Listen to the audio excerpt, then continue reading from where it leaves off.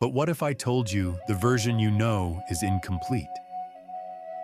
That there are other fascinating psalms that were left on the cutting room floor.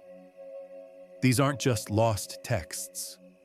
They are the psalms that, for one reason or another, didn't make the final cut. And in this video, we're going to find out why. What was it about them that made them so controversial, or in some cases, just inconvenient? Today, we're pulling back the curtain on the lost Psalms.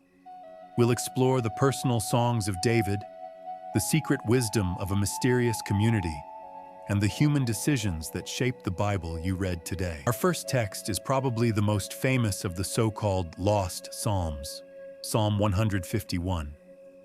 While most Bibles end at Psalm 150, some Orthodox Christian traditions actually include this extra chapter. For a long time, many scholars thought it might have been a later Greek addition, but finding a Hebrew version in the Dead Sea Scrolls proved it was an authentic ancient text. So what does it say?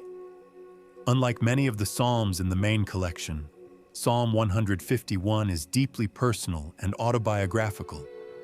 It's written from David's perspective as he looks back on his own life with surprising humility. He starts, "I was the smallest among my brothers, and the youngest in my father's house."